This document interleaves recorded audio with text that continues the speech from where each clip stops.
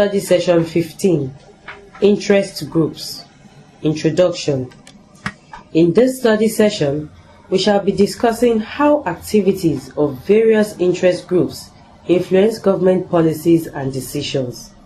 Discussion shall be on the conceptual definitions of interest groups, types, functions, methods of persuasion, merits and demerits of interest groups. At the end of this study session, you should be able to define the term interest group, explain types of interest groups, discuss various functions performed by interest groups, describe the interest group's methods of operation, and highlight the advantages and disadvantages of interest groups. Definition of interest groups. Interest groups are also known as advocacy groups, or lobby groups, or pressure groups, or special interest groups, and they are associations of people organized purposely to influence the policies and decisions of government. They do not participate directly in government, but are preoccupied with the desire and responsibility of lobbying the governmental institutions for their self-interests or the interests of their members. Interest groups are also defined as organized collection of people who seek to influence political decisions and policies without seeking election into public office. They are a component of a pluralist democracy.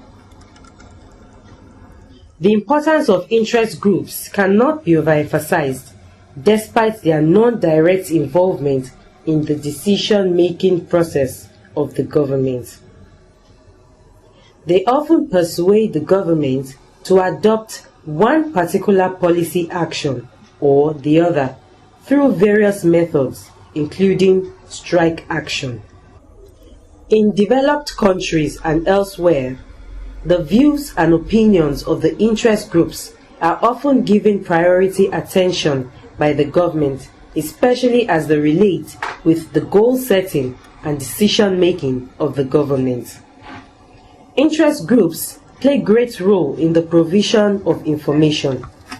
They assist the politicians, executive agencies, parliamentarians, and other governmental institutions with provision of quality information.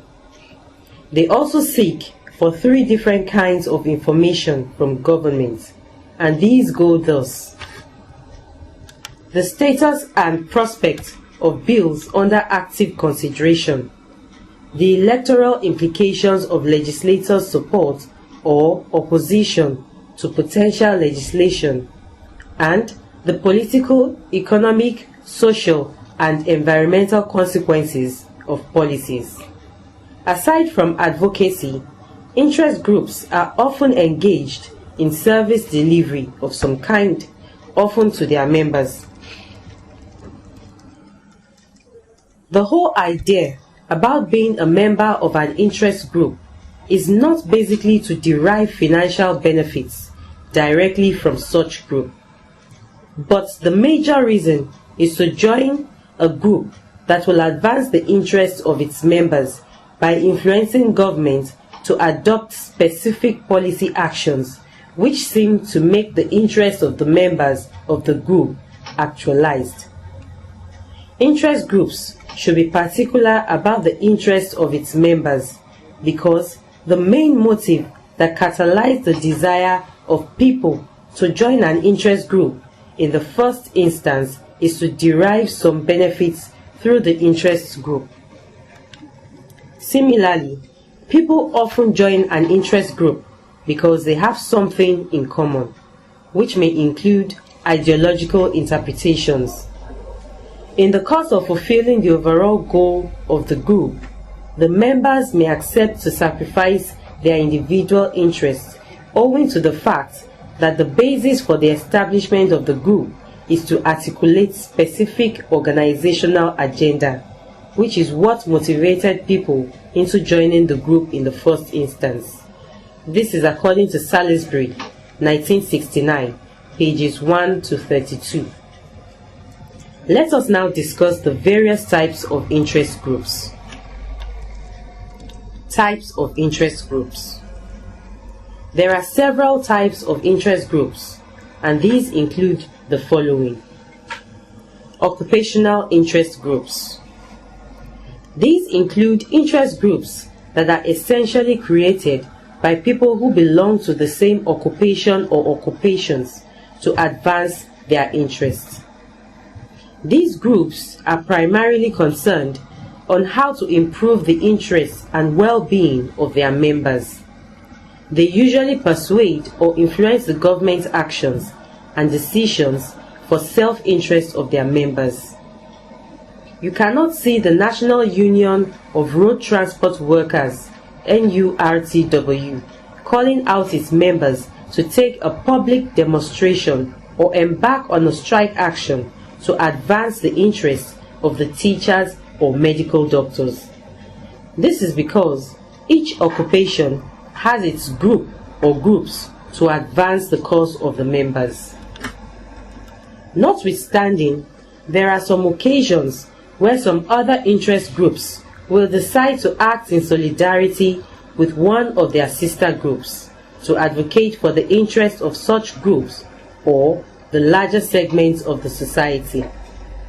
Examples of these occupational interest groups may include Nigerian Union of Teachers, NUT, the Nigeria Bar Association, NBA, the Academic Staff Union of Universities, ASU, among others. Fire Brigade interest groups. These interest groups often emerge to influence the decisions of government for specific purposes. In this case, we usually experience the merger or coming together of a number of well-established interest groups and associations of common people who aim to either protest against specific government policy or persuasively compel the policymakers, that's government, to adopt a particular policy direction for the interest of the masses. For instance, it has become a regular occurrence in Nigeria whenever government increases the prices of petroleum products, there will be public protest against such decision. Consequently, various interest groups often abandon their self-interest posture, coming together to pursue the general good of the society at large, particularly the poor masses. In the process, we usually experience the coming together of different interest groups like labor unions, human rights associations, and even many of the common people in the society. Thus, interest groups may act outside their self-interest mandate of their various associations to demonstrate against any decision or policy of government that they consider not desirable to the well-being of the masses. Again, political issue may bring different interest groups together to fight for a common cause. A classical example was when the annulment of the June 12 presidential election in Nigeria happened. Immediately after the 1993 presidential election was cancelled by the then military junta under the tutelage of General Ibrahim Badamasi Babangida, IBB, we experienced springing up of fire brigade interest groups. The groups publicly condemned the action of the IBB government for annulling the presidential election that was considered as the freest and fairest election in the history of the Nigerian state.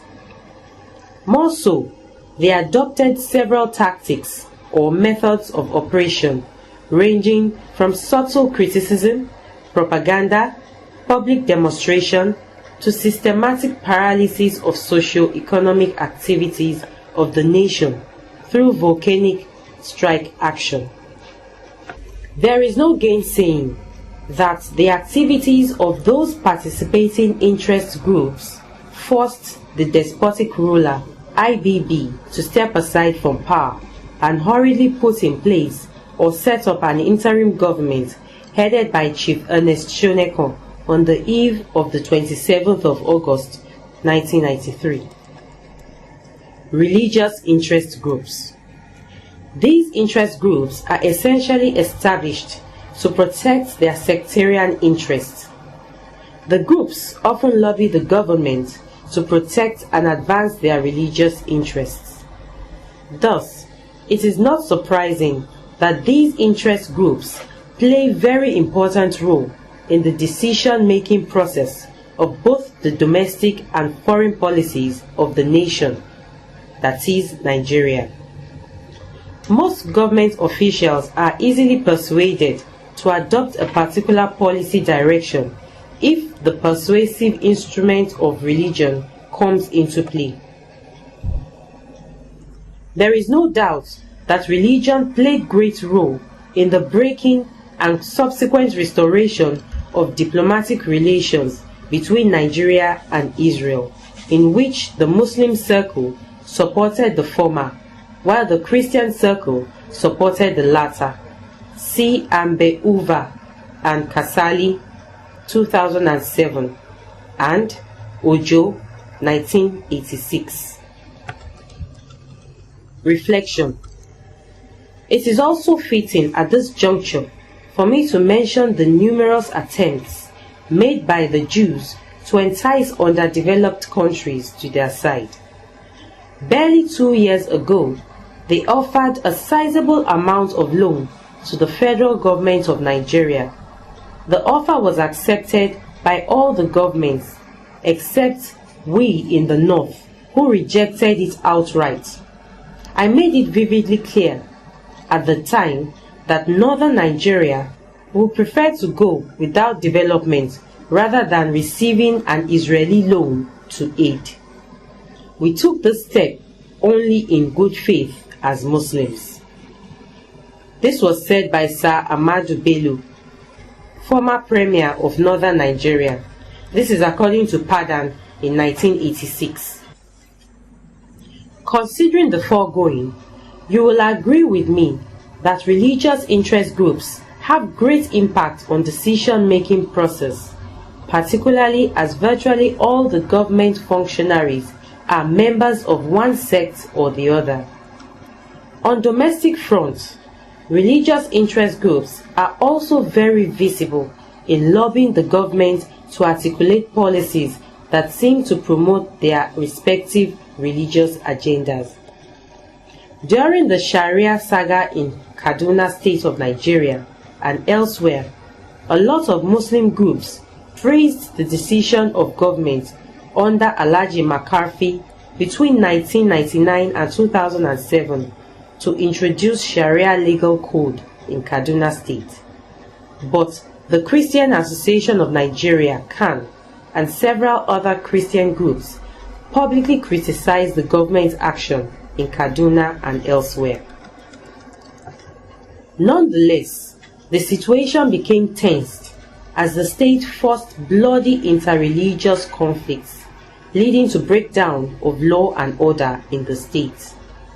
At the end of the violence, thousands of people were killed, maimed, or made homeless. The litany of killing and huge material destruction that were recorded forced the state government to reconsider its earlier decision at the time. Promotional groups. These interest groups are likely to promote some cause or pursue some goals which have very little or no direct impact on their respective members. For instance, the Civil Liberties Organization, CLO, has been in the forefront in the advocacy for the respect of citizens' rights. The organization often persuades the government to always respect the rule of law and fundamental human rights of the people. Sometimes, if the rights or rights of the citizens are abused, the organization provides the victims with legal aid to seek for redress in courts or courts of law. Now, if we consider the activities of several groups like the CLO, Human Rights Watch, among others, they focus more on the interests of people rather than that of their members. Functions of interest groups. 1. Interest groups in most times promote the culture of peace among the people through advocacy and education for peace. They perform this function to assist the government in the maintenance of law and order through propagation of culture of peace and civil engagement. This means that the attention of interest groups does not only center on what they get from the government, but also what they can do for the government for system maintenance. 2.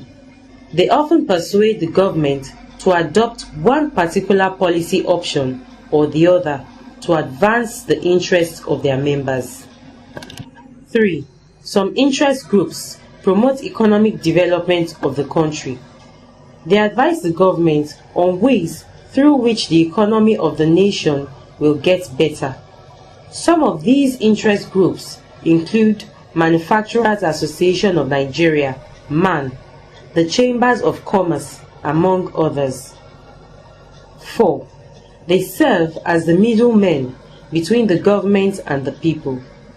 Most times, these interest groups provide for at least 70% of the attentive public, which plays a very important role by always scrutinizing government policies and actions. Through regular scrutiny of government policies and comments of interest groups, there is tendency that public officials may buy the opinion of these groups in its policy implementation and even goal-setting process. 5. They also assist the government with professional information which may promote development, peace, and security in the country. 6. They also tutor the people on how to protect their political rights. 7. They also educate people on the activities of government and help them to form a political opinion. 8. They guide the nation against any government misrule or dictatorship. 9. Some interest groups provide free legal services. 10. Some interest groups assist indigent citizens through provision of free shelter, clothing, and education. 11. They give government policies wide publicity. Interest groups' methods of operation. There are several methods interest groups use to lobby the government or prevail on the government to act in their favor. Some of these methods may include the following. Strike action. Interest groups may call on their members to stay away from work to protest against any government decision. Demonstration. This is another method used by interest groups to influence the decisions of the government. Demonstration is an act of public exhibition of either supporting or condemning a particular course of action, especially from the government. In this case, interest groups call on their members to march on roads of major towns and/or cities in supporting or condemning any government action or policy. They often carry about placards to express their minds concerning public issues. Lobbying. They influence various governmental institutions like executive, legislature, and bureaucracy through their acts of persuasion. They sometimes pay homage and extend hands of solidarity to the leadership of the parliament to push for specific agenda that promotes the interests of their members or society at large. Campaign. They often campaign for political parties or candidates that will advance their different interests. In the United States of America, interest groups play a very prominent role in the electioneering process. They mostly do this by appealing to the electorates, particularly among their members, to give their political support and mandate to specific candidates and/or political parties, primarily for the self-interest of their respective groups as well as general public. Merits and demerits of interest groups. Advantages of interest groups. There is no doubt that there are several advantages of interest groups. These advantages may include the following. 1. They help to educate the masses on the activities of government. 2. They check political excesses of any government. 3. They educate the people on civil responsibilities like the importance of regular payment of taxes on national development. 4. Provision of professional information to government. 5. Some interest groups promote democratic culture and habits of peace. 6. They provide early warning assistance to government aimed at forestalling violence, disaster, and breakdown of law and order. 7. They often contribute to socio-economic and political development of any nation. 8. Their objective criticism can add value to government policies. 9. They provide social welfare to people, especially those that are poor. For instance, the Nigeria Bar Association often gives free legal services to indigent people. Disadvantages of interest groups. In spite of several advantages of interest groups, some of which have been enumerated above, there are some disadvantages or criticisms in the activities of interest groups. These include the following. 1. Most times, a number of interest groups resort to strike action or actions, even without adequately exploring available diplomatic means. Thus, strike actions are capable of destroying the economy of any nation. Each time the Nigerian Medical Association, that is the NMA, calls its members to embark on strike, a lot of patients are abandoned by the striking doctors. Some of these patients die for lack of medical attention resulting from the strike. 2. Sometimes the activities of interest groups can lead to breakdown of law and order. 3. They, on occasional basis, employ damaging propaganda against the government, which may have adverse implications on national security. 4. They are often self-centered in their demands. 5. They sometimes make inconsiderate demands. 6. The activities of interest groups are also capable to promote political instability. 7.